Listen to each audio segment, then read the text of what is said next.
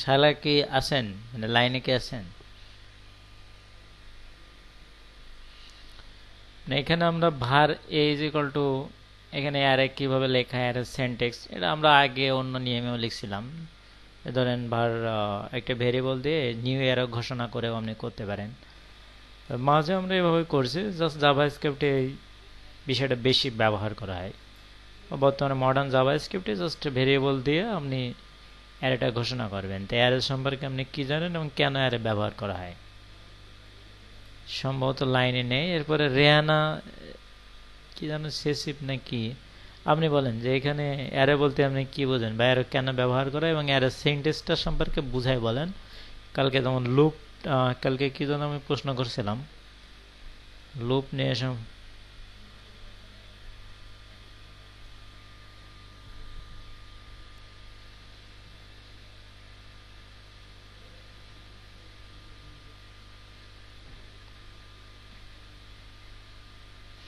একটা ভেরিয়েবলের ভেতরে একটা ভ্যালুই থাকে, আর এখানে এই ভেরিয়েবল, জি জি, আর এখানে এখানে ধরেন আপনি যদি ভ্যালু টুকে যদি আপনি অ্যালার্ট করতে চান, মানে দেখতে চান, তাহলে আপনার এখানে ইন্ডেক্সটা কত ধরতে হবে?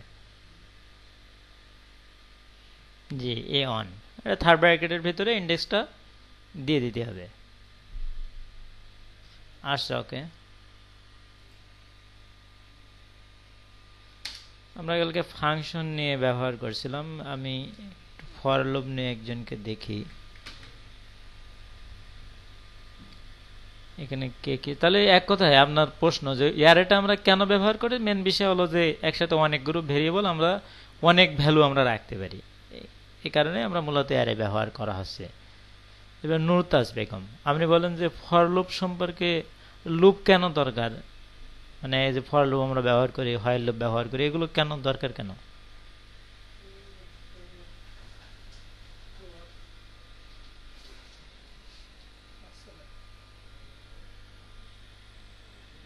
নুরতাজ বেগম কে আছেন? আচ্ছা, সম্ভবত নেই। নাইম হোসেন বলেন।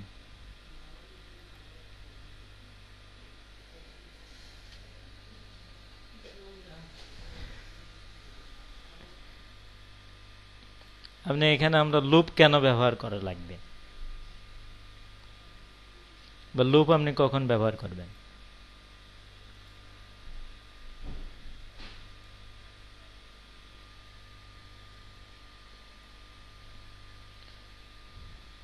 না, আপনি আসলে সার্কেলে নেই।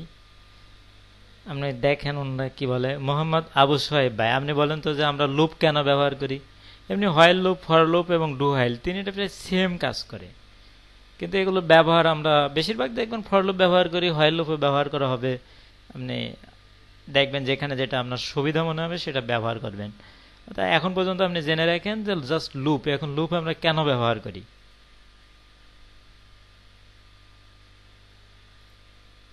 যেমন দেখা যাচ্ছে আমরা ইফ ব্যবহার করি কেন, ইফ কন্ডিশন ব্যবহার করি যখন আমাদের কাছে একাধিক ভ্যালু থাকে। নুরতাজ বেগম, আপনি মাইক্রোফোনটা অফ করেন। নুরতাজ বেগম আপনি, ঠিক আছে। আমি মোহাম্মদ আবু সাহেবকে বলছি। জাস্ট ইফ আমরা কেন ব্যবহার করছি, আমরা কন্ডিশন চেক করি। আমাদের কাছে হয়তো 10টা ভ্যালু দেওয়া আছে, 10টা ভ্যালুকে আমরা বিভিন্ন লজিক ব্যবহার করে সেখানে চেক করি যে কোনটা আমাদের দরকার। তা এখানে ইফ ব্যবহার করা হয় কন্ডিশন ব্যবহার করার জন্য, ফাংশন ব্যবহার করা হয় যে প্রোগ্রামে নির্দিষ্ট মানে একটা কাজ করার জন্য। প্রোগ্রামকে হয়তো আমি চাচ্ছি যে নির্দিষ্ট একটা কাজ করাবো, যে আমি চাচ্ছি যে একটা ফাংশনের ভিতরে আমি কিছু কন্ডিশন চেক করব। তো সেই কন্ডিশনগুলো কখন চেক করবে এরকম কিছু টার্গেট করে ফাংশনের মধ্যে দেওয়া হয়। যেমন দেখা যাচ্ছে কালকে আমরা একটা ফর্ম করলাম, যে সাবমিট বাটনে ক্লিক করি তাহলে ফাংশনটা কার্যকর হবে এবং তখন সে কাজগুলো করে দেবে। এই এখন আপনাকে বলতে হবে যে এখানে আমরা লুপটা কেন ব্যবহার করি, আসলে লুপের কেন দরকার। আচ্ছা, সম্ভবত আবু সাহেব ভাই লাইনে নেই। এমডি কহিরুল আলম আবির, মানে এখানে আপনার ভুল কারেক্ট সেটা বিষয় না, মানে আমি জাস্ট জানতে চাচ্ছি এগুলো তো আপনার কোড করার জন্য বেসিক জিনিস, বেসিক। তা এখন এই বেসিকটা যদি আপনার ক্লিয়ার না থাকে তাহলে তো আপনাকে এটা আরেকটু আমাকে হয়তো বলতে হবে, বা অন্যরা বললে এটা ক্লিয়ার হয়ে যাবে। কেননা আমি অনেক কিছু আপনাদের শেখালাম, শেখানোর পরে দেখা গেল যে আপনি বুঝলেন না। এই কারণে বিষয়টা জানার দরকার, আর এগুলো বাদ দেওয়ার মতো কিছু নেই। তা এমডি কবির আলম আবির, আপনি কি কিছু?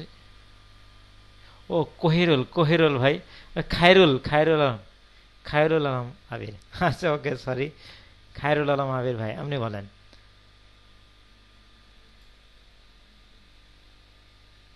আচ্ছা আবির ভাই বলতে পারলেন না। তারপরে এমডি সিরাজুল ইসলাম, আপনি পারবেন যে লুপ আমরা কেন ব্যবহার করি আসলে, সেটা ফর লুপ হোক, হোয়াইল লুপ হোক, ডু হোয়াইল, এগুলো আমরা কেন নেই, এগুলো দরকার কেন, কখন আমাদের লুপ ব্যবহার করতে হবে, কোনো কাজের মধ্যে আমাদের লুপটা কখন ব্যবহার করতে হবে?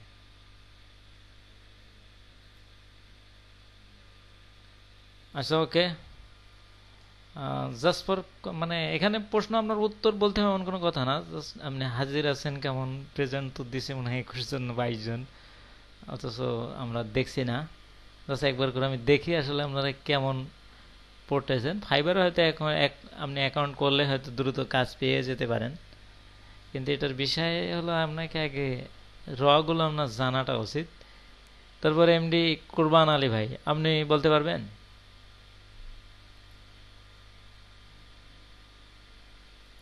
আমরা বুঝে না, আপনাদেরকে লাইনে নেই।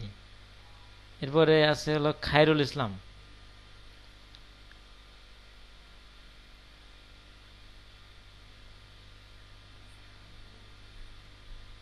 আচ্ছা, আচ্ছা ওকে ওকে, বুঝছে আমরা।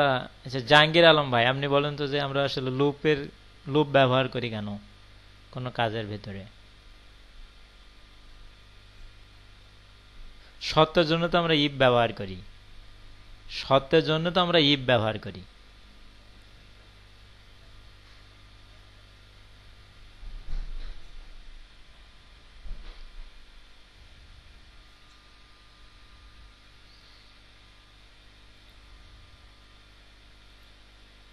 এটা পার্শিয়াল উত্তর হয়েছে, মানে একজাস্ট উত্তরটা আসেনি।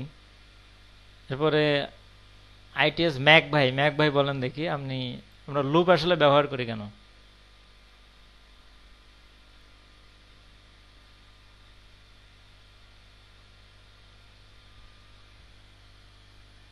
জি জি,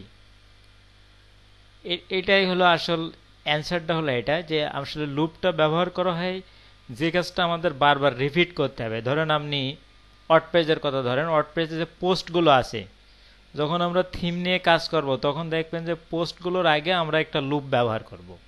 একটা পোস্ট আমরা ডিজাইন করব করে বাকি ওই পোস্টের আগে একটা লুপ ব্যবহার করব। যার কারণে কি হবে, যতগুলো পোস্ট আপনি করবেন ওই পোস্টের অনুযায়ী লুপ হয়ে, ধরেন টাইটেলকে আমরা লুপ করব। এখন যতগুলো টাইটেল আপনি লিখবেন এটা ডাইনামিক, ধরেন আমরা ভ্যালু পর্যন্ত দিয়ে দিলাম, যেমন আমরা কালকে দিয়েছিলাম কন্ডিশন নাম্বার, মানে যত নাম্বার দেওয়া হবে তত পর্যন্ত যেতে থাকবে। তাই লুপটা মূলত ব্যবহার করা হবে যে কাজগুলো কোনো প্রোগ্রামের ভেতরে বারবার আপনাকে করার দরকার। ধরুন আপনি একটা পোস্টের ডিজাইন করলেন, আপনি একটা পোস্টের ডিজাইন কেমন হবে, পোস্টের কোন জায়গায় ইমেজ থাকবে, কি থাকবে, সুন্দর করে আপনি একটা ডিজাইন করেছেন। এখন বারবার তো আপনি ডিজাইনটা করবেন না, ওই ডিজাইনটাকে আপনি লুপের মধ্যে ফেলবেন। লুপের মধ্যে ফেললে কি হবে, আপনার ওই একই ডিজাইন বারবার কপি হতে থাকবে, কপি হতে থাকবে। মানে যতগুলো দিবেন আপনি, মানে আপনার লুপের যতটা কন্ডিশন দেওয়া থাকবে, লুপের ভিতরে কিন্তু একটা কন্ডিশন ব্যবহার হয়। এখন কন্ডিশনটা ব্যবহার করে বলা হয় যে লুপটা কোন পর্যন্ত চলবে, মানে লুপটা শুরু হয়েছে 1 থেকে বা 0 থেকে, এখন লুপটার শেষটা কোথায় হবে।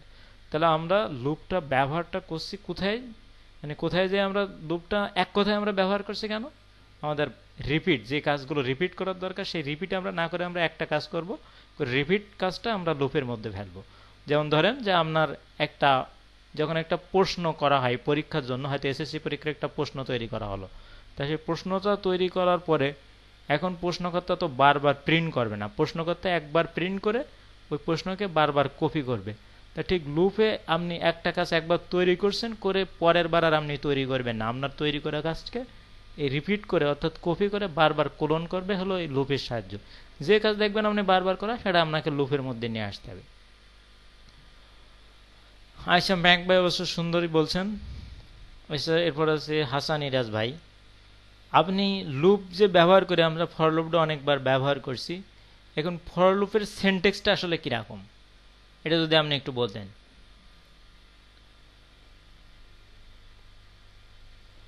আমরা বলছি যে ফর লুপ যে আমরা ব্যবহার করব, তাই না? লুপ তো আমরা মূলত ব্যবহার করব কেন? যে আমরা একটা কাজ বারবার যাতে আমাদের না করতে হয়, আমি একবার করব, আর আমাদের রিপিট কাজগুলো লুপের সাহায্য করবে। তো ধরেন ফর লুপের আমি সেন্টেক্সটাও বলে দেই, আপনি সেন্টেক্সটা সম্পর্কে একটু ব্যাখ্যা করেন। জাস্ট সেন্টেক্সটা আমরা কিভাবে লিখি, ধরো আমরা এখানে লিখি যে var, কালকের ডাইমে লিখি i is equal to 0। এরপরে আমরা লিখি ধরেন যে i is equal to 10। আচ্ছা, তারপরে আমরা সেমিকোলন দিয়ে লিখি যে i, সেমিকোলন দিয়ে লিখি কত, i প্লাস প্লাস। এই লুপ সম্পর্কে আপনি কিছু বলেন। এখানে আর একটু বাকি আছে, এখানে আমাদের কোডটা রেজাল্টটা এক্সিকিউট করার জন্য সেকেন্ড ব্র্যাকেট দিয়ে এর ভিতর আর কি রেজাল্টটা আর কি আপনার এক্সিকিউট হয়, তাই না? এখানে রেজাল্ট এক্সিকিউট হবে। আপনি যে মানে রেজাল্ট এখানে এক্সিকিউট হবে না, এখানে আপনার লুপ হওয়ার পরে কি হবে সেটা আপনি দেবেন, মানে পরবর্তী কন্ডিশন। যাক, এখানে আমি রেজাল্ট বলেই থাক বা এখানে আমি কমেন্ট রাখি। এবার আপনি সেন্টেন্স সম্পর্কে বলেন যে এইখানে সেন্টেন্সগুলো লেখা, এখানে ব্যাখ্যাটা কি, মানে কেন কিসের জন্য লেখা হয়েছে, এটা সম্পর্কে যদি আপনি একটু বলতেন।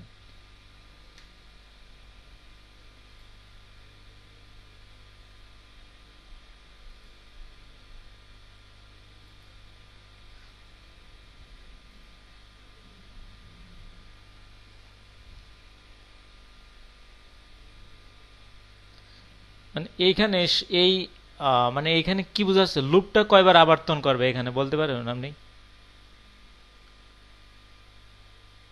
10 বার আবর্তন করবে, তাই না? 10-এর সমান, এই জন্য 10 বার সে আবর্তন করবে। আচ্ছা, মোটামুটি ভালোই বলছেন। মানে এখানে এটা প্রথম, এটা হলো স্টার্টিং পয়েন্ট। স্টার্টিং পয়েন্ট সে 0 থেকে শুরু করবে। যদি এখানে আমরা ধরেন 9 দেই, তাহলে সে কিন্তু 9 থেকে শুরু করবে, তাই না? এগুলো আমরা চেক করে দেখবেন যে সে কয়বার আবর্তন হচ্ছে কি না, ইত্যাদি ইত্যাদি। যাই হোক, আমরা অনেকে বলছেন, কয়েকজন প্রশ্ন বলছেন, কয়েকজন তো অ্যান্সার পায়নি অবশ্য, তারা হয়তো লাইনে নেই। কয়েকজন অবশ্য চেষ্টা করছে, এজন্য থ্যাঙ্কস। তাহলে আমরা অলরেডি কিছু বেসিক জিনিস অলরেডি বুঝে গেছি। আপনি যে কোনো প্রোগ্রাম নিয়ে কাজ করেন, ল্যাঙ্গুয়েজ নিয়ে কাজ করেন, সেটা পাইথন হোক, জাভা হোক, বা আপনার পিএসপি এএসপি হোক, আপনার সব ল্যাঙ্গুয়েজে আপনার এই ফাংশনগুলো, মানে এগুলো আপনার লাগবে, মানে এই কাজগুলো, লুপ, অ্যারে, ফাংশন, এগুলো কোনোটাই বাদ নেই। মানে যে ল্যাঙ্গুয়েজ নিয়ে আপনি কাজ করেন এগুলো আছে। তো এখন আমরা এরপরে যে কোয়েরি আমরা ধরতে পারি, কিন্তু যে কোয়েরির বিষয় হলো, যে কোয়েরি অবশ্য জাভা স্ক্রিপ্টের লাইব্রেরি, কিন্তু এখানে বুঝার চেয়ে অনেক কিছু মুখোশনগুলো, কিন্তু পিএসপির বিল্ড ইন ফাংশন রয়েছে 1000-এর বেশি।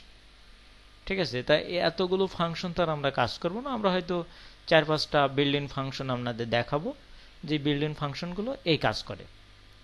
আর এর সাথে হয়তো পিএসপির ভিতরে অ্যারে নিয়ে আর একটু বেশি জানতে হবে, কেননা এগুলো আপনার কোথাও বাদ যাবে না। তা প্রথমে আমরা W3 স্কুল থেকে একটু বেসিকটা দেখে নেই, তারপর হয়তো আমি একটু এক্সারসাইজে যাব।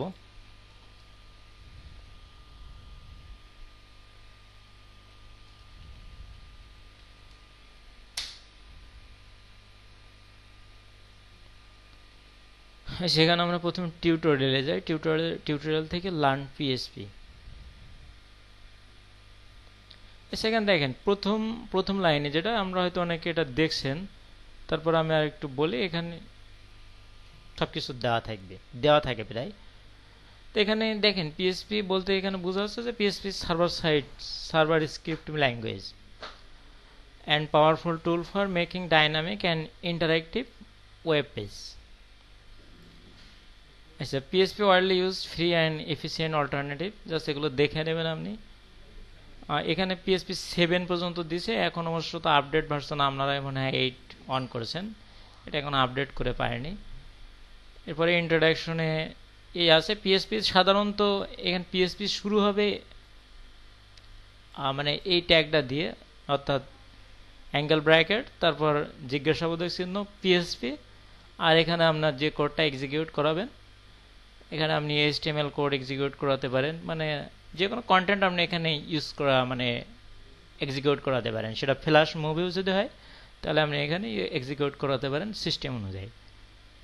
তা আমি এটারই ধারাবাহিক দেখাবো। আচ্ছা, তারপর আছে কি পিএসপির ইন্ট্রোডাকশন। সেই ইন্ট্রোডাকশন দেখে নেবেন আপনি। পিএসপির ইন্ট্রোডাকশনে বলা হচ্ছে পিএসপি করার আগে আপনার কি কি লাগবে, যে HTML CSS জাভাস্ক্রিপ্ট, এগুলো আমরা কম বেশি জানছি। জাভাস্ক্রিপ্টটা লাগবে, তবে জাভাস্ক্রিপ্ট আমরা যতটুকু জানছি আশা করি এখানে অনেকগুলোই আমাদের সাপোর্ট করবে। হোয়াট ইজ পিএসপি যদি বলা হয়, পিএসপি এখানে অ্যানক্রেম পিএসপি, তারপর PSP is widely used script, তারপর এক্সিকিউট সার্ভার। এই সার্ভারের কথাটা বারবার আসছে, সার্ভার তো আপনারা বুঝছেন নাকি? স্ক্রিপ্ট করছি তখন কিন্তু আমরা মজিলা ফায়ারফক্স বা গুগল ক্রোম দিয়ে আমরা দেখছি। তার মানে আমাদের কাছে যে ওয়েব ব্রাউজার আছে, অর্থাৎ আপনার কম্পিউটারে যে ব্রাউজার আছে সেই ব্রাউজারে আপনি জাভাস্ক্রিপ্টটা কিন্তু রান করাতে পারছেন, কিন্তু পিএসপি কিন্তু সেটা আপনি পারবেন না। পিএসপির জন্য আপনাকে একটা লাইভ সার্ভার লাগবে, অথবা আপনার কম্পিউটারে একটা সার্ভার ইনস্টল করতে হবে। সেই সার্ভারে ছাড়া আপনি ইচ্ছা করলেই আপনি দেখা যাচ্ছে যে আপনি একটা কোড করলেন পিএসপির করে, আপনি গুগল ক্রোমে আপনি এটা দেখতে পারবেন না। আপনাকে সার্ভারের মধ্যে দেখতে হবে, মানে কোডটা আপনাকে রাখতে হবে সার্ভারে। যেমন কোনো একটা ওয়েবসাইট যেমন সার্ভারে রাখেন, পিএসপির কোডটা আপনাকে সার্ভারে রেখে সার্ভার থেকে আপনাকে দেখতে হবে। আর ক্লায়েন্ট বলতে কি বোঝায়, ক্লায়েন্ট তো আপনাদের বলা হয়েছে যে জাস্ট এখানে যদি প্রোগ্রামের ভাষায় ক্লায়েন্ট বলা হয় তাহলে আপনার ইউজারকে, এন্ড ইউজারকে বলা হচ্ছে যারা আর কি কোনো ওয়েবসাইট, কম্পিউটার, মোবাইল এই সমস্ত ডিভাইসগুলো, আর ডিভাইসগুলোকেও না, ডিভাইসে যে ব্রাউজার আছে, যে ব্রাউজার দেখতে সেই ব্রাউজারকে ক্লায়েন্ট বলা হচ্ছে প্রোগ্রামের ভাষায়। মানে সাধারণ ভাষায় হয়তো আমরা একটা প্রোডাক্ট যদি তৈরি করি, সেই প্রোডাক্টটা যে ভোগ করে তাকে আমরা ক্লায়েন্ট বলতে পারি। কিন্তু এখানে আমরা যে ওয়েবসাইটটা তৈরি করছি সেই ওয়েবসাইটটা হয়তো একজন ইউজার দেখছে বা সেখানে কাজ করছে, কিন্তু তাকে কিন্তু অবশ্যই একটা ব্রাউজার ছাড়া কিন্তু সে দেখতে পারছে না। এবং ব্রাউজারটা হয়তো সে মোবাইলে ব্যবহার করছে, না হলে কম্পিউটারে, না হলে ট্যাবে, এরকম কোনো একটা যায়। তাহলে ক্লায়েন্ট, অর্থাৎ ক্লায়েন্টের কাছে যে ব্রাউজার রয়েছে সেই ব্রাউজারটা যেটা দেখতে সেটা হলো ক্লায়েন্ট সাইট। আর সার্ভার সাইট কি, যেটা সার্ভারে ইনস্টল করা হয়েছে। যেমন অ্যাপাচি একটা সার্ভার, তো অ্যাপাচি সার্ভারে আপনি হয়তো লাইভ কোড রেখে সেখানে আপনি রান করাতে পারেন। তো ঠিক একইভাবে পিএসপি সার্ভার সাইড ল্যাঙ্গুয়েজ হওয়ায় এখানে আপনাকে পিএসপি যখন আপনি রান করাতে যাবেন তখন আপনাকে একটা সার্ভার লাগবে, সার্ভার ছাড়া এটা রান হবে না।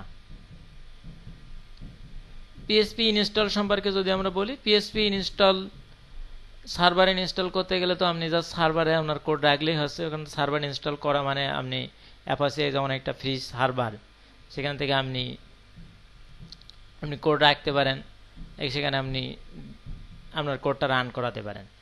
তো এখানে অবশ্য আমাদের লাইভ সার্ভারে আমরা কাজ করছি না, আমরা লোকাল হোস্ট মানে লোকাল একটা সার্ভার করছি আমাদের কম্পিউটারকে। আর তার জন্য আমরা এখানে জ্যাম্প ইনস্টল করা যায়, আর তারপর ম্যাম্প ইনস্টল করা যায়, ল্যাম্প বলে আরেকটা রয়েছে। তো এর ভিতরে উইন্ডোজের জন্য জ্যাম্পই ভালো, শেষে আমরা জ্যাম্পকে লোকাল সার্ভার হিসেবে ইনস্টল করেছি, যাতে আমরা এখানে যখন আমাদের সার্ভারে কোডটা রাখবো, অর্থাৎ htdocs যে ফোল্ডার, ওখানে যে আপনি যে কোডটা রাখছেন এই কোডটার মানে হলো সার্ভার। টোটাল আপনার জ্যামটা কিন্তু আপনার কম্পিউটারটা একটা সার্ভারে পরিণত হয়েছে। আপনি যখন সার্ভারে লাইভ সার্ভারে যাবেন তখন থেকে আপনারা এরকম একটা ফোল্ডার দেওয়া থাকবে, পাবলিক ফোল্ডারে রেখে আপনার কাজগুলো করতে হবে। আচ্ছা, এখানে পিএসপি করার জন্য আমরা লাগতেছে কি, install web server, install PSP, install database such as MySQL, এগুলো আমাদের করা হয়েছে। আচ্ছা, পিএসপি সিনট্যাক্সে যদি আমরা, সিনট্যাক্স বলতে কি, পিএসপি শুরু হচ্ছে এই যে অ্যাঙ্গেল ব্র্যাকেট পিএসপি, আর শেষ হচ্ছে আপনার জিজ্ঞাসা চিহ্ন আর ক্লোজ অ্যাঙ্গেল ব্র্যাকেট, এ দিয়ে আপনার শেষ হচ্ছে আর কি। এই সেন্টেন্সটা আপনাকে ফলো করতে হচ্ছে, অর্থাৎ আপনি যখন পিএসপি করবেন আপনাকে শুরুতে লিখতে হবে যে জাস্ট এখানে আপনাকে পিএসপি বলে লিখতে হবে। আচ্ছা, এরপরে আপনি এটা শেষ করবেন কি করে, এখানে আপনি জিজ্ঞাসা চিহ্ন অ্যাঙ্গেল ব্র্যাকেট শেষ, এর ভিতর আপনি কোড লিখবেন। কোড লেখার সিনট্যাক্স মানে 99%, 99 বললে হয়তো একটু বেশি হয়ে যাবে, 90% জাভা স্ক্রিপ্টের মতো। জাভা স্ক্রিপ্টে যেভাবে আপনি স্ট্রিং ব্যবহার করেন, যেভাবে নাম্বার ব্যবহার করেন, যেভাবে একটা লাইন শেষ হওয়ার পরে আপনি সেমিকোলন ব্যবহার করেন, এখানেও সেম একই কাজগুলো করতে হবে। এখানে পিএসপি সিনট্যাক্সে যদি আমরা যাই, তাহলে এখানে বলছে পিএসপি, এরপরে আপনার শুরু করতে হবে, শেষ করতে হবে, তারপরে এখানে আপনার যে কোডগুলো দরকার সেগুলো লিখতে হবে। পিএসপির ডিফল্ট এক্সটেনশন হচ্ছে পিএসপি, মানে যে কোনো আপনি ফাইল যেমন শুরু করছেন, ফাইল আপনার যে নামে ফাইল হবে ফাইল, তারপর ডট দিয়ে আমাদের পিএসপি শুরু করতে হবে। আমরা জাভা স্ক্রিপ্টে অ্যালার্টের সাহায্যে রেজাল্ট দেখছি, পিএসপিতে আপনাকে অ্যালার্টের পরিবর্তে ইকো ব্যবহার করে রেজাল্টটা দেখতে হবে। এ হলো বিষয়। এরপরে যদি আমরা পিএসপি কমেন্ট দেখি, যেমন এখানে একটা লাইন দেখাচ্ছে, দেখেন যে এখানে এইচ অন মাই ফার্স্ট, এটা কিন্তু এইচটিএমএল কোড, এরপরে এখান থেকে পিএসপি শুরু হয়েছে। এখন এর ভিতরে একটা যে ইকো হ্যালো ওয়ার্ল্ড, তাহলে এই হ্যালো ওয়ার্ল্ডটা সে দেখাবে, মানে ইকো না করলে পিএসপিতে আপনি রেজাল্ট দেখতে পাবেন না। আচ্ছা, পিএসপির কমেন্টের বিষয়টা কি? জাভা স্ক্রিপ্টে যেমন কমেন্ট রয়েছে, এইচটিএমএল সিএসএস সব ল্যাঙ্গুয়েজে যেমন কমেন্ট ব্যবহার করা যায়, যে কোডটা আমরা রান করাতে চাচ্ছি না, পিএসপি তো আপনি কমেন্ট করতে পারেন। পিএসপি কমেন্ট করার 3টা পদ্ধতি রয়েছে এখানে। যে ফার্স্ট, যদি আমরা সিঙ্গেল লাইন কমেন্ট করতে হয়, তাহলে ডাবল ফরওয়ার্ড স্ল্যাশ দিলে সিঙ্গেল লাইন কমেন্ট হবে, অথবা আপনি হ্যাশ চিহ্ন ব্যবহার করতে পারেন। তবে জনপ্রিয় হলো এই সিঙ্গেল কমান্ড লাইনের জন্য ডাবল ফরওয়ার্ড স্ল্যাশ, আর যদি আপনার যে ধরেন একটা প্যারাগ্রাফের মতো লাইন হয়, সেক্ষেত্রে আপনার ফরওয়ার্ড স্ল্যাশ স্টার, আর তারপরে আবার স্টার ফরওয়ার্ড স্ল্যাশ, এই ব্যবহার করা হয় পিএসপি কমেন্টের জন্য। এরপরে যদি আমরা পিএসপি ভেরিয়েবলে যাই, ভেরিয়েবলগুলোর জাভা স্ক্রিপ্টে ভার দিয়ে শুরু করতে হয়। এখানে ভেরিয়েবল লেখার জন্য আপনাকে $সাইন দিয়ে শুরু করতে হবে, ওখানে ভারের পরে একটা স্পেস ব্যবহার করতে হয়, এখানে কোনো স্পেস ব্যবহার করার দরকার নেই। জাস্ট $সাইন দেওয়ার পরে আমরা যে ভেরিয়েবলের নাম, সেই নামটা এখানে দিতে হবে। ওখানে ঠিক এখানেও স্ট্রিং, যেমন হ্যালো ওয়ার্ল্ড একটা স্ট্রিং, তাহলে এরপরে স্ট্রিং লিখতে গেলে আমরা ডাবল কোটেশনের মধ্যে স্ট্রিং লিখি। তাহলে এখানে স্ট্রিং লেখা হলো, এরপরে আপনি একটা স্টেটমেন্ট শেষ হওয়ার পরে আপনাকে অবশ্য সেমিকোলন মার্ক দিতে হবে। ঠিক জাভা স্ক্রিপ্ট যেমন আপনি সেমিকোলন মার্ক দিবেন, এখানেও আপনাকে সেমিকোলন মার্ক দিতে হবে, তা নাহলে কাজ করবে না। আচ্ছা, এখানে নাম্বার ক্ষেত্রে ঠিক পিএসপিতে ওই জাভা স্ক্রিপ্টে আপনি যেমন শিখছেন, নাম্বার তার স্ট্রিং না। এখন ডেটা টাইপ জাভা স্ক্রিপ্ট থেকে আপনি যেগুলো জানছেন ওগুলো এখানে আপডেট করলেই হবে, এখানে নতুন করে কিছু বলার নেই, বলা লাগছে না। এখন ব্যাখ্যা বিশ্লেষণ আছে, সেগুলো দেখবেন আপনারা।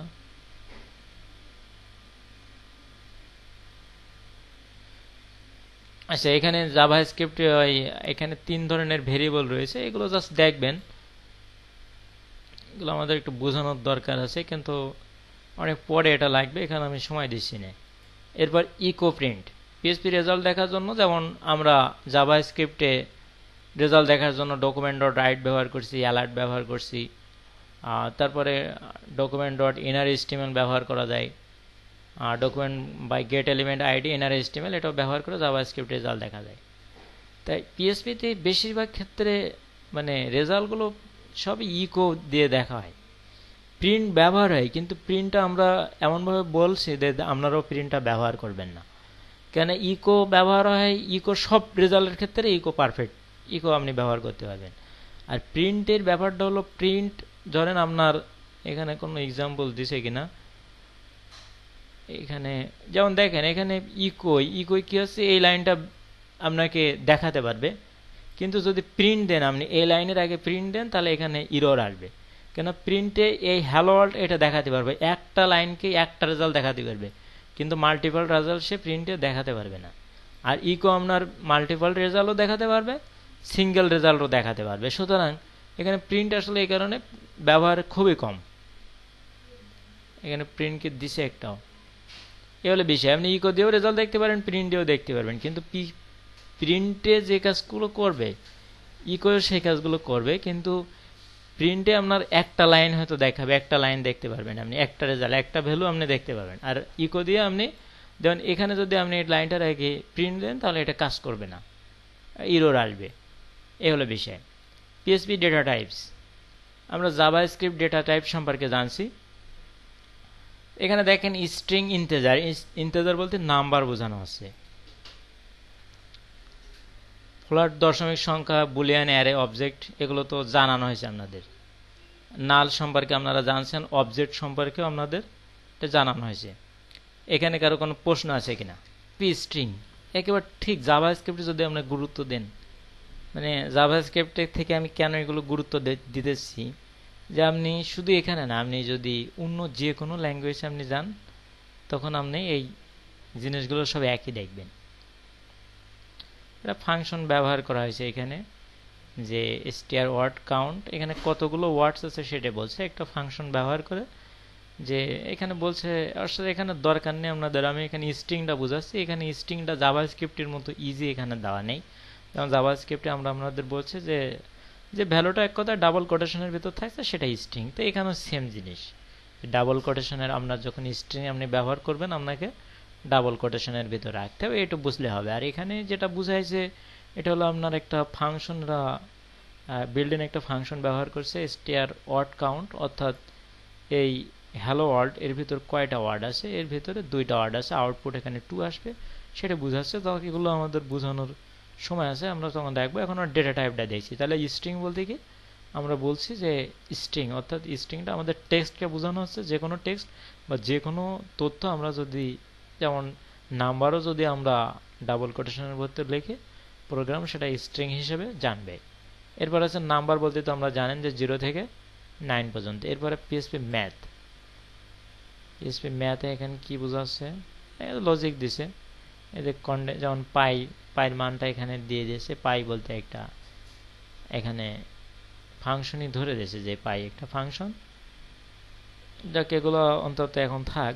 তারপর পিএসপি কনস্ট্যান্টস, অপারেটর, এগুলো আর একটু অপারেটর, অপারেটরটা আমরা জাভাস্ক্রিপ্টে কিন্তু দেখছি।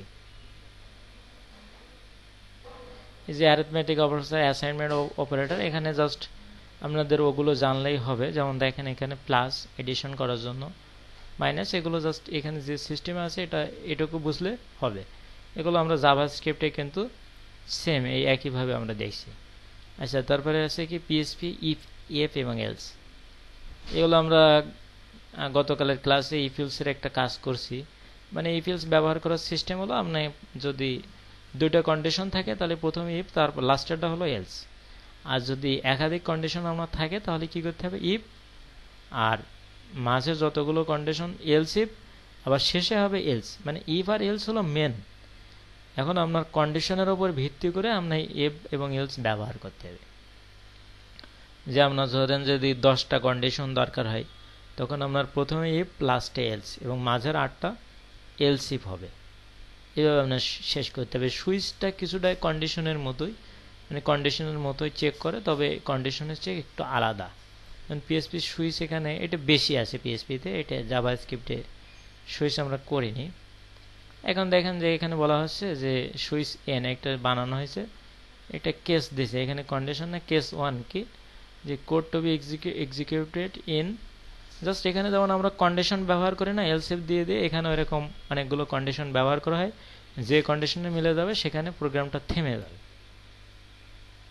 জাস্ট এখানে দেখেন যে বলছে যে ধরেন একটা ভেরিয়েবলের ভিতর ধরে নিয়েছে যে $flavor is equal two rate ধরে নিয়েছে। এবার এখানে বলতে যাচ্ছে যে এখানে এবার এটা সুইচ কেসের ভিতর রাখছে, রেখে কেস রেড, যদি কেউ রেড সিলেক্ট করে তাহলে কি হবে, ইগো করবে কি your favourite colour is red, তারপর ব্রেক হবে। যদি কেউ ব্লু সিলেক্ট করে তাহলে এখানে দেখাবে যে your favourite colour is blue, program থেমে যাবে।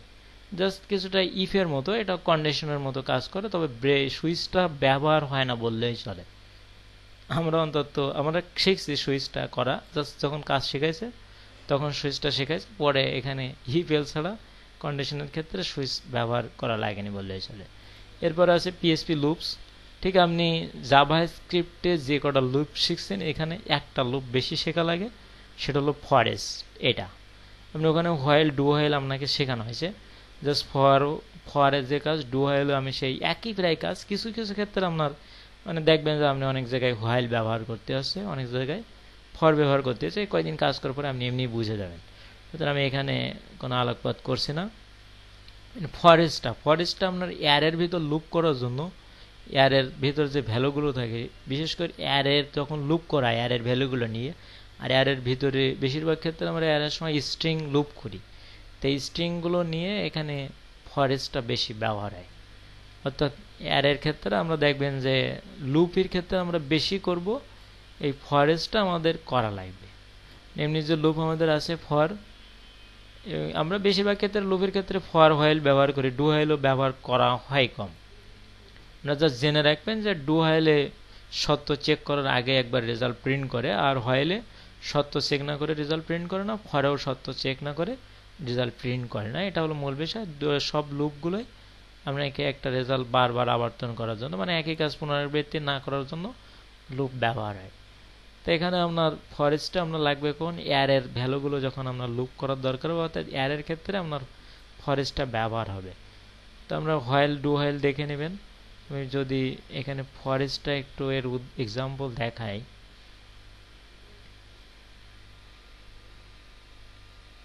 ফরেস্টের বিষয়টা দেখেন।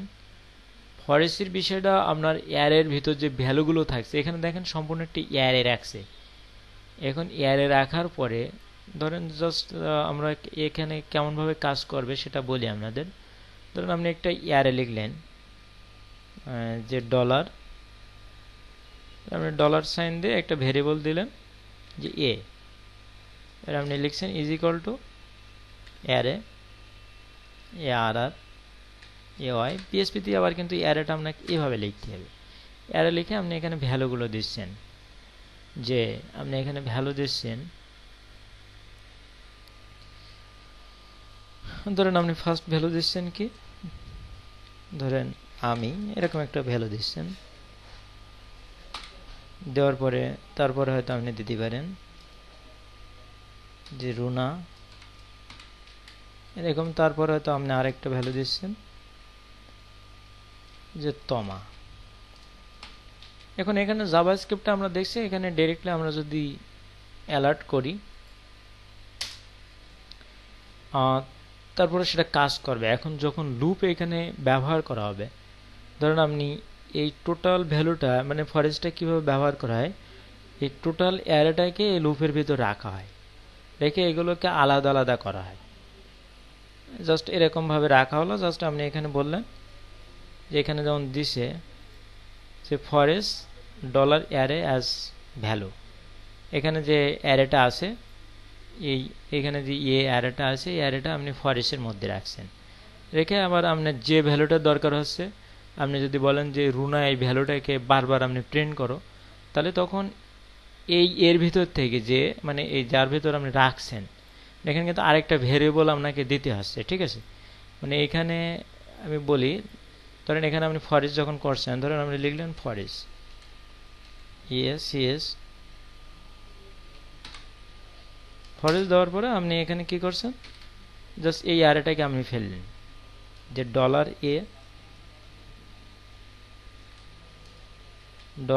এ অ্যাজ, এখানে তখন আরেকটা ভেরিয়েবল আপনার দিতে হবে, ধরেন ডলার নিউ অ্যারে এরকম কিছু আপনি বললেন, তখন আরেকটা ভেরিয়েবল আপনার এখানে তৈরি করে নিতে হবে অ্যাজ ডলার ধরেন বি। তার মানে এর ভিতর যে ভ্যালুগুলো রয়েছে, এখন এই বির ভিতরে এই ভ্যালুগুলো আছে ঠিকই, কিন্তু এখানে আপনি লুপ করতে পারবেন না, এখানে রুনাকে আপনি বারবার লুপ করতে পারবেন না। কিন্তু যখন আপনি ফরেস্টে ফেলছেন, তখন এবার এই ভ্যালুটা নিয়ে আপনার যদি লুপ করার দরকার হয় যে বিকে বারবার, ধরেন আপনি এখানে 3টা ভ্যালু রয়েছে, তার 3টে ভ্যালুকে আপনার 3টে ভ্যালুর মধ্যে আপনার লুপ করাতে দরকার হচ্ছে রুনাকে আপনি বারবার প্রিন্ট করবেন, কিন্তু অ্যারের মধ্যে থেকে আপনি তো ডাইরেক্ট প্রিন্ট করতে পারবেন না। সেক্ষেত্রে আপনি যদি ফরেস্টে ফেলেন, তাহলে এই ফরেস্টের এখানে যখন আপনি এর ভিতর তো আপনার টোটাল ভ্যালুগুলো রয়েছে, মানে টোটাল অ্যারেটা রয়েছে, অর্থাৎ 3টা ভ্যালু এখানে এর ভিতরে রয়েছে। এবার আপনি দেখা যাচ্ছে এখানে রুনা এই ভ্যালুটাকে আপনি লুপ করবেন, সেক্ষেত্রে আপনি ফরেস্ট ব্যবহার করে অ্যাজ বি, তার মানে এই বির ভিতর যে ভ্যালুগুলো আছে, এই বির ভিতরের ভ্যালুগুলো নিয়ে আপনি লুপ করতে পারবেন।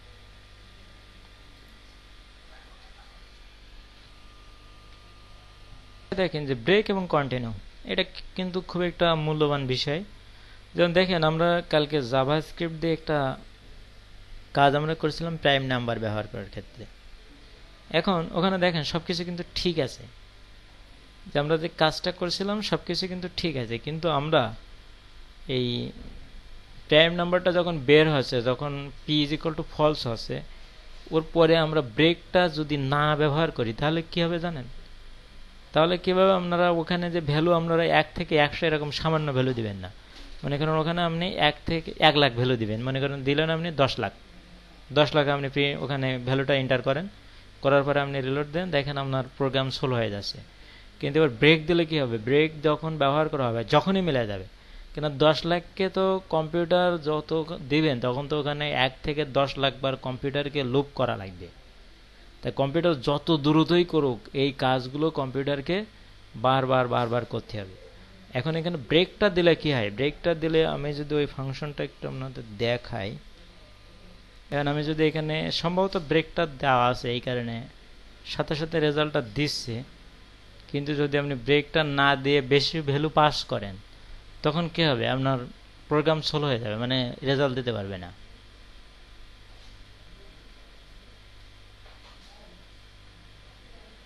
এখানে ব্রেক দেওয়া আছে, ঠিক আছে, আমি ব্রেকটা বাদ দিয়ে দিই।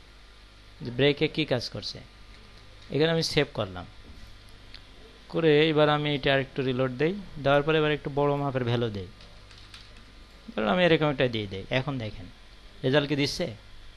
শুধু একটা ওয়ার্ডের কারণে কি হচ্ছে দেখেন, এটা রেজাল্ট নাও দিতে পারে, কিন্তু আপনি 1 থেকে 10 পর্যন্ত 2 3 4 এরকম দেন, দেখেন দেবে।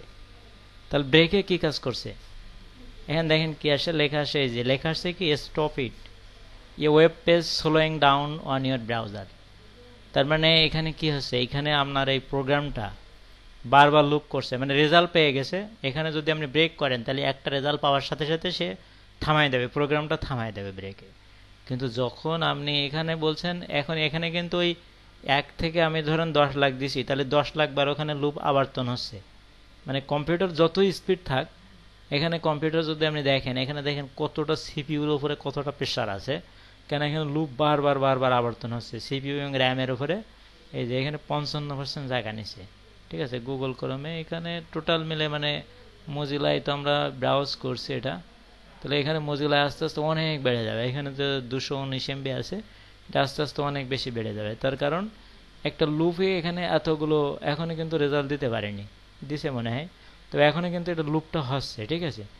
আবার যদি এখানে আমি ব্রেক ফাংশনটা ব্যবহার করি, এখানে আমি লুপ বলে দিচ্ছি যে ব্রেক যখনই লুপ শেষ, মানে তখন আর এখানে কোনো কিছু করার দরকার নেই। এখন আমি এখানে ব্রেক দিয়েছি, এখন দেখবেন যে সাথে সাথে এখানে কী হবে, সাথে সাথে সে রেজাল্টটা দিতে পারবে। এখন আপনি যত বেশি সংখ্যা দেন সমস্যা নেই, আমি অনেক বেশি দিলাম, সাথে সাথে দিচ্ছি। এখন কি প্রোগ্রামকে লোড নিছে? সাথে সাথে কিন্তু দিচ্ছে। তাহলে ব্রেকে কি কাজ করছে? ব্রেকে এখানে আপনার প্রোগ্রামটা যে রান হবে, আপনার একটা রেজাল্ট পাওয়ার পরে থামাই দেবে। আপনি যে লুপটা করছেন, লুপের যেমন লুপে এই কাজটা বেশি হয়, এ কারণে দেখা যায় যে অনেকে এগুলো করার পর অনেকে একটা প্রোগ্রাম করার পরে, যেমন ওয়ার্ডপ্রেসের ক্ষেত্রেও বলি যে অনেকে ভাবে যে আসলে ওয়ার্ডপ্রেস দিয়ে করে হয়তো সাইট স্লো হয়ে যাচ্ছে, কিন্তু আসল বিষয় হলো ওয়ার্ডপ্রেসে কাজ করা হয় খুব কম জ্ঞান নিয়ে। অনেকে কাজ করে যেটা জ্ঞান খুবই কম থাকে এবং সহজে কাজ করা যায়। এখন এখানে ব্রেকটা কিন্তু কিছু না, ব্রেকটা না দিলেও কিন্তু এখানে রেজাল্ট আসবে আপনার। কিন্তু এখানে সমস্যা একটা, আপনি যদি ব্রেক কিওয়ার্ডটা না ব্যবহার করেন, এরকম যদি 3-4 জায়গায় আপনার ফাংশন ব্যবহার 3-4টা ফল্ট যদি থাকে আপনার পেজে, একটা নিয়েই তো আপনার কম্পিউটার ব্রাউজার সব মানে বেঁচে উঠতেছে না। আর যদি এরকম 3-4টা থাকে তাহলে তার কথা না, যে আপনার প্রোগ্রাম চলবে কি আরে। তো এই কারণে এই সমস্ত কিছু বিষয়, তাহলে ব্রেকে কি করছে, আপনার কোডটা কাজ করার পর পরে বন্ধ করে দিয়েছে, ক্লোজ। তারপর আছে কি এখানে পিএসপি ফাংশন। পিএসপি ফাংশন আপনি যদি জাভাস্ক্রিপ্টের ফাংশন বোঝেন তাহলে আপনার এখানে বিল্ড ইন ফাংশনের হিসাব তো আলাদা। যেমন এখানে বিল্ড ইন ফাংশন আছে, PSP has over 1000 built in function that can be called directly from within script perform specific tasks, মানে বিশেষ কাজ করতে পারে, তার জন্য আপনার জাস্ট ফাংশনের নাম ধরে ডাকলে হবে। এখানে আপনার function is a block of a statement that can be used repeatedly in a program, একটা প্রোগ্রামের ভিতর বারবার সে লুপের মতো রিপিট করতে পারে, রিপিট কাজ করতে পারে। Function will not execute automatically when page load. ফাংশনের আরেকটা বিষয় কি, ফাংশনটা আপনার পেজ যখন লোড হয় সে কিন্তু অটোমেটিক্যালি লোড হয় না, মানে শুরু করে না। ধরেন আপনার একটা বিষয় ভাবেন যে আপনার ওয়েব পেজে একটা ফর্ম ইনপুট আছে, তো আমরা যেমন কালকে একটা ফর্ম ভ্যালিডেশনে রাখলাম, ওখানে কিন্তু ফর্মের কাজ কিন্তু ফাংশনের ভিতর রয়েছে, ওটা কিন্তু কাজ শুরু আছে না। কাজটা শুরু আছে কখন, যখন সাবমিট বাটনে ক্লিক করা হচ্ছে তখন এই ফাংশনটা, যে ফাংশন থাকে সেই ফাংশনটা এক্সিকিউট হয়, কাজ শুরু করে, তখনই এটা পেজের ভেতরে লোড হয়। তার আগে কিন্তু এখানে যে কোড থাকে কোডগুলো কিন্তু অফ থাকে। Function call be executed by call to the function, মানে এখানে যে লাইনটা মানে বোঝাচ্ছে যে ফাংশন এক্সিকিউট করার জন্য আপনাকে অবশ্য কল করতে হবে, মানে ফাংশনের নাম ধরে না ডাকা পর্যন্ত সে কাজ করবে না। ফাংশনের সেন্টেন্সটা কিরকম, এটা আমরা জাভাস্ক্রিপ্টেও করেছি। ফাংশন, তারপর একটা ফাংশনের নাম দিতে হবে, প্যারামিটার, এখানে প্যারেনথেসিস দিতে হবে, প্যারেনথেসিস ভিতরে প্যারামিটার, আর এখানে যে কোডগুলো আপনি ফাংশনে এক্সিকিউট করাতে চান কোডগুলো দিতে হবে। তারপরে তো জানেন আমরা ফাংশনের নাম ধরে মানে কল করতে হবে, না হলে ফাংশন কাজ করবে না। Function name must start with a letter.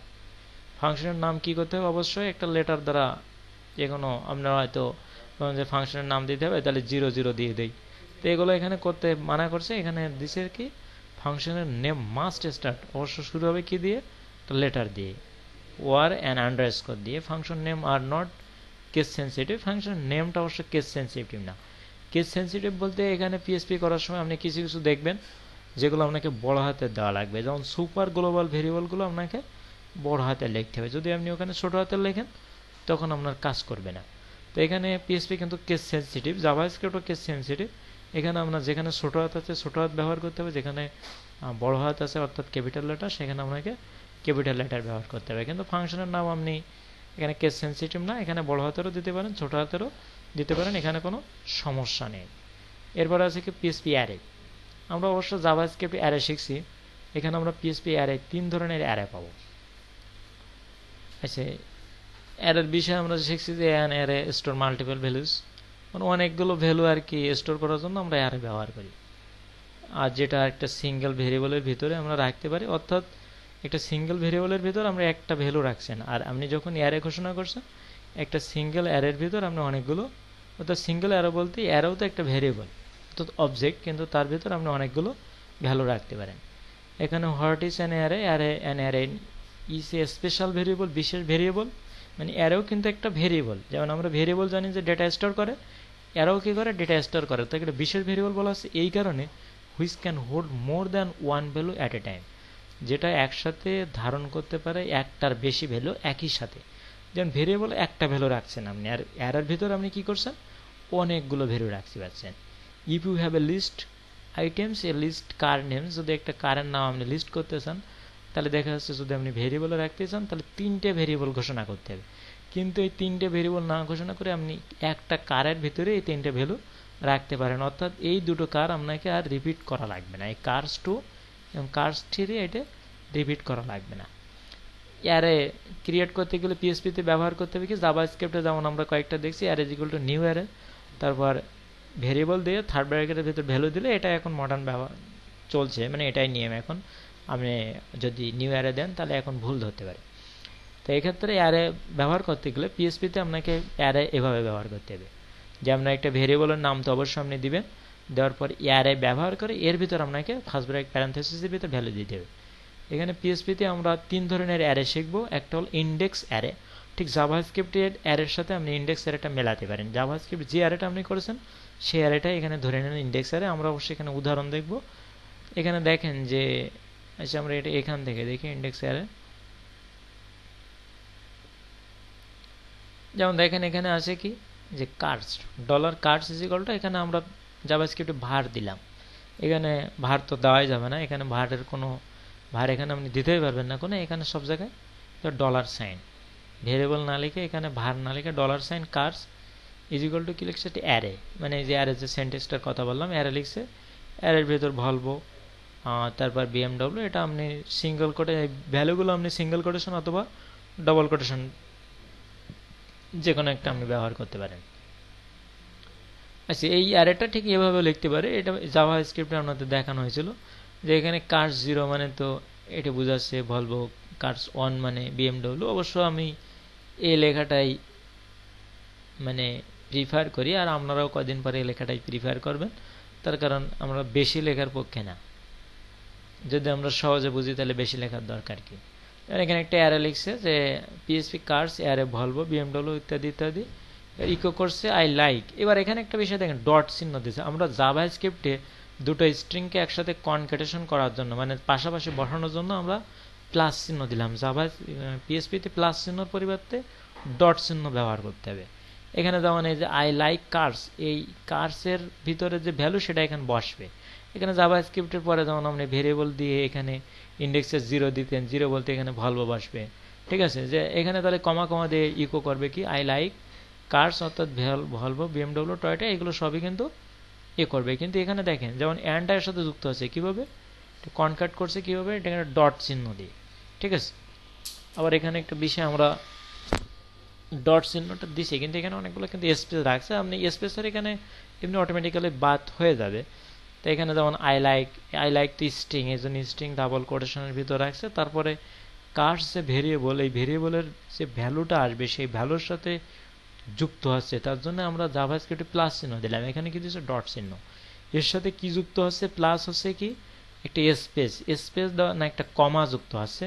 তো কমাটা যেহেতু স্ট্রিং, এই ডাবল কোটেশনের ভিতরে কমা বসাইছে। এর সাথে প্লাস হচ্ছে কি কার্সের ভিতর যে ভ্যালু 1-এ আছে যেটা বিএমডব্লিউ, সেটা এখানে যুক্ত আছে। তারপরে প্লাস হচ্ছে এখানে প্লাস হলো কি অ্যান্ড একটা স্ট্রিং এনে যুক্ত করলো, তারপরে ডট দিয়ে এটাকে যুক্ত করছে। তারপরে আবার এখানে ডট দিয়ে একটা ফুল স্টপ যুক্ত করছে। তাহলে কিভাবে স্ট্রিংটা যুক্ত করছে একটু পরীক্ষা করে আমাদের দেখা উচিত। এগুলো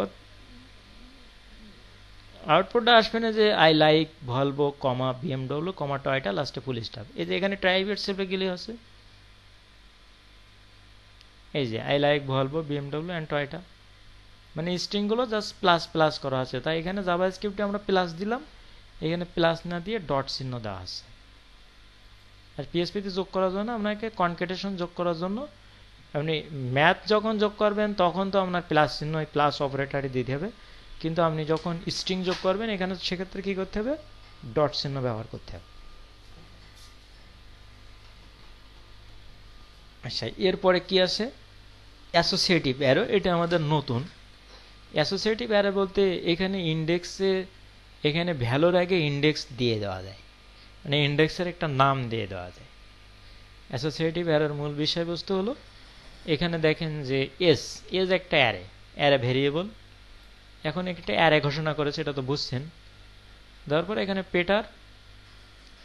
পেটার হলো ইন্ডেক্স। আর যখন ইন্ডেক্সের পরে অ্যারের ভ্যালু লিখতে হবে, তখন অ্যারের জন্য কিন্তু ভ্যালু লেখার সময় এই অপারেটরটা ব্যবহার করতে হবে। এই অপারেটরটা আপনারা পরিচিত রাখবেন। এটা আমরা যখন থিম ডেভেলপ করব, আমাদের অনেকগুলো এরকম অ্যারে ব্যবহার করতে হবে, এবং সেক্ষেত্রে বারবার আমাদের এই অপারেটরটা ব্যবহার করতে হবে। এটা কিন্তু ইজ ইকুয়াল টু চিহ্ন না, মানে অ্যারের অপারেটর আর কি। কারণ যখন পেটার এস কত, এখানে পেটার একটা ইন্ডেক্স, এখানে ভ্যালু দিছে কত 35, বেন ভ্যালু দিছে কত 37, জয় ভ্যালু কত 43। আমরা যখন ইন্ডেক্স অ্যারে করেছি, ইন্ডেক্স অ্যারে কি করতাম, আমরা এসগুলো দিয়ে আমরা এখানে কমা কমা দিয়ে দিতাম। কিন্তু কমা কমা দিলে কিন্তু সব এই এস 35, 37 এইটা হতো। কিন্তু এখানে কি করা হচ্ছে, এখানে পেটারের এস যখন, এবার রেজাল্টটা আপনি কিভাবে দেখবেন, ধরেন আপনি এখানে ইকো যদি করেন, আর ধরেন আপনি পেটারের ভিতরে পেটারকে ইকো করলেন, তাহলে এখানে ভ্যালুটা তখন 35 দেখাবে।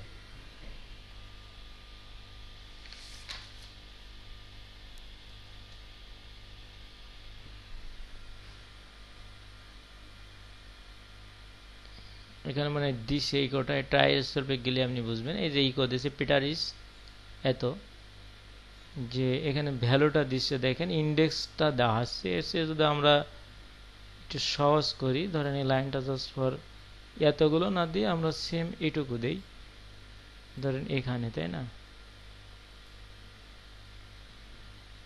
তো এখানে যদি আমরা এটা ব্যবহার করি,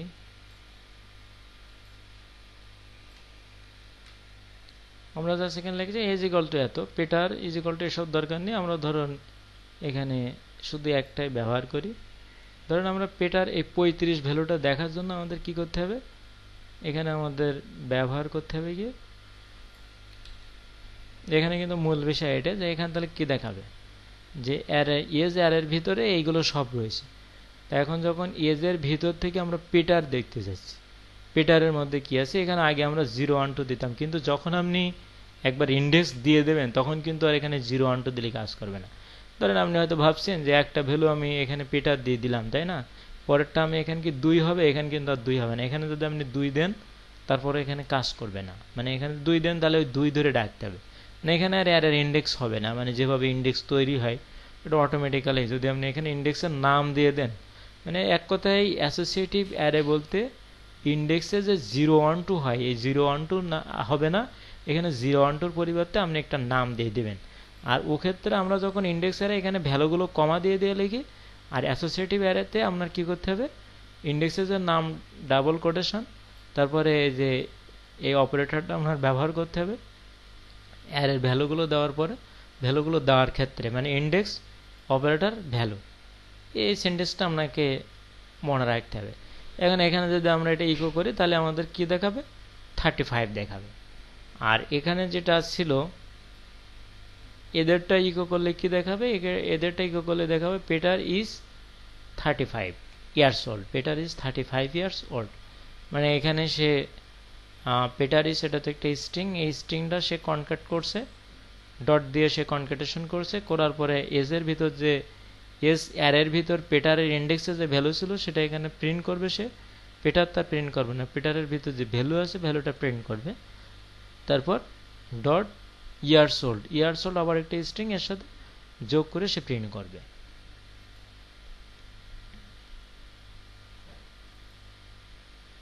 আচ্ছা, তারপরে এখানে কি আছে, multi dimensional array. Multi dimensional অ্যারেও সেম অ্যারে, কিন্তু এখানে একটা অ্যারের ভিতর আরেকটা অ্যারে, যেমন এখানে দেখেন কি বলছে, and multi dimensional array is an array contain one or more arrays, মানে একটা অ্যারের সাথে আরও অনেকগুলো অ্যারে আপনি ব্যবহার করতে পারেন। দেন এখানে দেখেন কি বলে, এটা কার্স একটা অ্যারে, এখন এই অ্যারের ভিতরে আরেকটা অ্যারে ব্যবহার করা হয়েছে।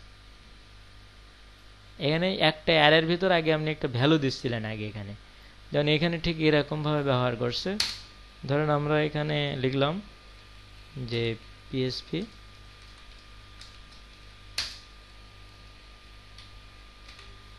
এখানে আমরা একটা অ্যারে এখানে ব্যবহার করছি, যে ধরেন যে ভার, এখানে তো ভার দেওয়া যাবে না, dollar A is equal two, আমরা এখানে একটা অ্যারে ঘোষণা করছি, একটা অ্যারে আমরা লিখলাম যে অ্যারে, ও অ্যারে তো লেখাটাই ভুল আছে, একটা অ্যারে আমরা লিখলাম, এটা তো অটোমেটিক চলে আসে। তো এখন অ্যারের ভিতর আমরা সাধারণভাবে কি করতে পারি, ভ্যালু দিতে পারি।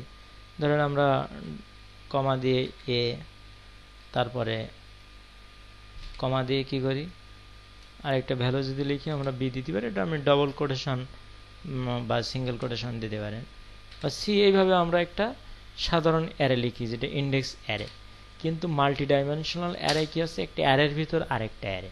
যেমন আমরা ধরেন এখানে dollar m is equal to লিখছি, এম ইজ ইকুয়াল টু একটা অ্যারে আমরা লিখলাম, কি লিখছি, অ্যারে আর এ ওয়াই, একটা অ্যারে আমরা লিখছি। তো অ্যারে ঠিক এখানে আমরা আগে যেমন এখানে ভ্যালু দিলাম, এখানে আমরা ভ্যালু দেব, কিন্তু ভ্যালুতে আমরা এই এবিসিডি এরকম স্ট্রিং দেব না, মানে আরেকটা অ্যারে ভ্যালু দেব এখানে। ধরেন এখানে আমরা কি লিখতে পারি, আরেকটা অ্যারে লিখলাম, array A R A Y, এর লিখে এর ভিতরে আমরা ভ্যালু দেব। ধরেন এর ভিতরে আমরা এইগুলো দিলাম, যে এবিসিডি সি, এটা আমরা স্ট্রিং করিনি এজন্য সমস্যা করছে। ধরেন এর ভিতরে আমরা এই ভ্যালুগুলো দিয়ে দিলাম, যে থেকে এইগুলো,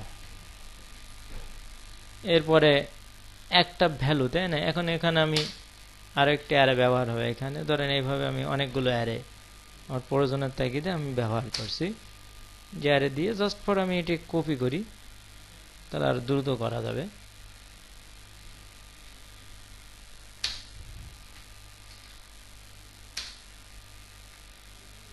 এখন একটা বিষয় এখানে বোঝেন, এই যে অ্যারে, এটা একটা বাজাক, এইখানে যে অ্যারেটা আছে এই ডলার এম, ঠিক আছে, এইখানে এর ভিতর এম এর ভিতর যে অ্যারেটা আছে, এই অ্যারের কিন্তু ভ্যালু হলো এই অ্যারেগুলো, এই চারটা অ্যারে কিন্তু এই অ্যারের ভ্যালু। আর এই অ্যারের ভ্যালুটা, এই অ্যারের ভ্যালু হলো এইগুলো, তারপর এই অ্যারেটার ভ্যালু হলো এইগুলো। এখন এবার এখানে কিন্তু অটো ইন্ডেক্স হয়ে যাবে। যেমন এখানে এই ভ্যালুগুলোর সব কি, এই অ্যারেগুলোর প্রথমটার ভ্যালু কি হবে 0, দ্বিতীয়টার ভ্যালু কি হবে 0 1, তৃতীয়টার ভ্যালু কি হবে 2, এটার ভ্যালু হবে 3। এবার ঠিক এখানে যদি আপনি রেজাল্ট দেখেন তখন আপনাকে কিভাবে দেখতে হবে, ধরেন আপনি এখানে যদি রেজাল্ট দেখতে চান যে আপনি হয়তো এই সি কিসের মধ্যে, ধরেন এই সি কে আপনি দেখবেন, তাহলে আপনাকে কি দেখতে হবে, এখানে আপনাকে তখন লিখতে হবে ইকো, যেহেতু আমরা পিএসপি রেজাল্ট দেখার জন্য ইকো ব্যবহার করব। তো ইকো করবো কাকে, $m কে। $m এর ভিতরে আমরা সাধারণত যখন এই ভ্যালুটা দেখি তখন আমরা কি করি, থার্ড ব্র্যাকেট দিয়ে দিই, দেওয়ার পরে কি করি, এই ভ্যালুটা কিসে আছে 0, এই 0 এর ভিতরে, তাহলে আমরা 0 দেব। জিরোটা আমাদের ব্যবহার করতে হবে এখানে, এখানে আমরা 0 দেবো। 0-র পরে এই ভ্যালুটা আছে কয় নম্বর ইন্ডেক্সে, এখানে 0 1 2, তাহলে এরপরে আমরা কি করব 2 দেব। তাহলে এখন কি হবে যে আমাদের এই অ্যারের রেজাল্টটা তাহলে কি দেবে সি। এবার এখানে একটা বিষয় দেখেন, আমরা এখানে কিন্তু একটা ভ্যালু পরপর কমা দিয়ে দিছি, তাই না? তাহলে এখানে অ্যারে মানে তো একটা ভ্যালু, এই অ্যারের ভ্যালু হলো এই অ্যারেটা, তাহলে এর পরে কিন্তু একটা করে কমা দিতে হবে, এখানে একটা কমা, এখানে একটা কমা, এখানে একটা কমা। লাস্টে আমরা সির পরে কমা দিইনি, এখানে আপনি না দিলেও সমস্যা নেই। তাহলে এখানে যদি আমরা W3 স্কুলটা দেখি, এরা কি করছে, ঠিক সেম নিয়ম দেখেন, এরা কার্স ইকুয়াল একটি অ্যারে নিচ্ছে, অ্যারের ভিতরে আরেকটা অ্যারে দেখাচ্ছে, সেটা হলো ভলভো 22 118 18। এবার একটা অ্যারের পরে এই অ্যারেটা মিলে এইখানে যেগুলো আছে এখান থেকে এই পর্যন্ত কিন্তু এই অ্যারের একটা ভ্যালু, এই অ্যারের ভিতর অবশ্য আরও কিছু ভ্যালু আছে, তো একটা ভ্যালুর পরে আরেকটা কমা দিয়েছে, তারপর আরেকটা অ্যারে নিয়েছে, এখানে একটা কমা দিয়েছে, লাস্টেরটা এখানে কমা না দিলেও চলে, এই জন্য এখানে লাস্টে কমা দেয়নি। তারপর একটা অ্যারের পরে আমরা কি করি, যেমন এখানে দেখেন এই অ্যারেটার পরে আমরা একটা সেমিকোলন দিছি, তা আমাদের এই অ্যারেটা শেষ হচ্ছে কোথায়, এখানে, তাহলে আমাদের এখানে কি করতে হবে, একটা সেমিকোলন দিতে হবে। এগুলো বুঝে দিতে হবে। এখন আপনি যখন কাজ করবেন তখন এগুলো বারবার লেখা হবে, এখন তো এবিসিডি লেখা আছে, তখন অনেক কিছু এর ভিতর লেখা হবে, তখন আপনাকে এরকম একটা কমা বাদ দিলে কিন্তু, এই কমা বাদ দিয়ে আপনি যতই তোমার নাম করেন তখন কিন্তু রেজাল্ট আসবে না, আপনাকে এগুলো বুঝে দেখতে হবে, বুঝে দেওয়া লাগবে। আর এগুলো এমন একটা বিষয় যেগুলো এখন যদি আপনি বেসিকটা না বোঝেন, এগুলো আসলে যখন আপনি আমার দেখাবেন বা কারো দেখাবেন, এগুলো ভুলটা ধরাটা অনেকটা ক্রিটিক্যাল হয়ে যায়। কেন, সামান্য একটা কমায় নজর পড়াটা, মানে একটা বিষয় কি, এমনি একটা বড় কম্পোজিশন লিখছেন, এমনি কম্পোজিশনের ভিতরে একটা সেন্টেন্সের ভুল ধরাটা সহজ, কিন্তু ওর ভেতর থেকে একটা যদি অ্যাপোস্ট্রফি উঠে যায়, এটুকু চোখে পড়াটা একটু চোখে পড়বে, তারপরে একটু ক্রিটিক্যাল জিনিস। বা আপনি দেখছেন একটা বড় অঙ্ক করছেন, অঙ্কের অ্যান্সার ট্যান্সার সবই মিলছে, বা অ্যান্সার আপনি সবই করে আসছেন, হয়তো অ্যান্সারে টোটাল অ্যান্সার না মেলা এক জিনিস, আর হয়তো আপনার অ্যান্সার মিলছে কিন্তু তারপরে আপনার হয়তো 100 হবে, সেখানে আপনার 10 আছে, এরকম কিছু। তা এখন মেন আমি যেটা বোঝাতে চাচ্ছি, এখানে যদি আপনার ছোট ছোট ভুলগুলো আপনাকে অবশ্যই বুঝতে হবে যে কেন এখানে একটা কমা দেওয়া হলো, কেন এখানে একটা কোটেশন দিতে হবে, এগুলো আপনাকে এখানে বুঝতে হবে। এখানে অ্যারে নিয়ে যে আপনার একেবারে আহামরি কাজ আপনাকে দিয়ে করাবো তা না, এখানে মেন বিষয় হলো যে আপনি অ্যারেটা লিখতে পারতেছেন কিনা, অ্যারে লেখার জন্য কি সিনট্যাক্স ব্যবহার করতে হচ্ছে, এবং যেমন এখানে আমরা অ্যারের ভিতরে একটা অ্যারে লিখছি, কেন এগুলো লিখছি এগুলো আপনার বোঝার দরকার।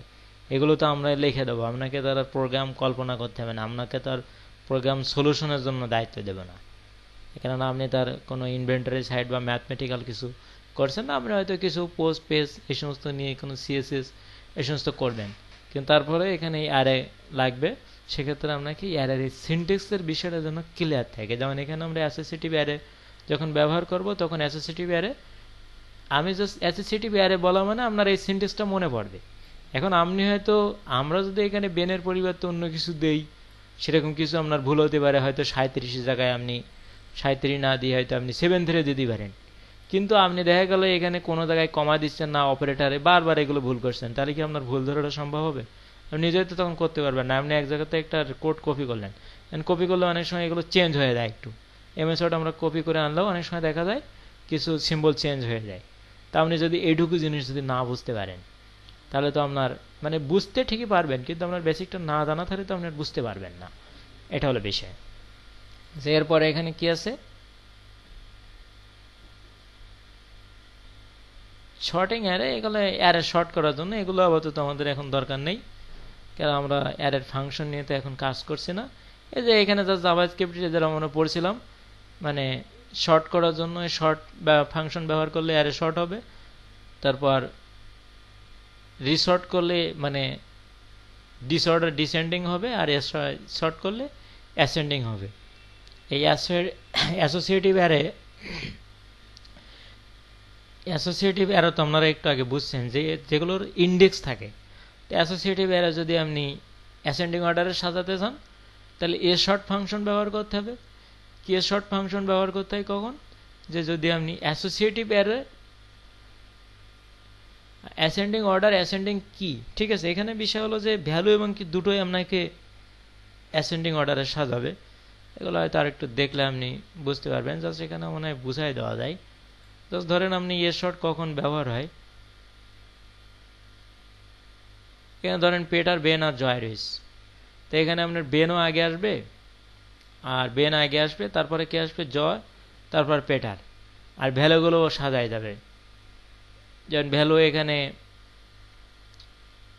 ওপর নিচে হয়ে যাবে, আর যদি আপনি এটা করেন ওপর নিচে বলতে জয়ের সাথে 43 চলে যাবে।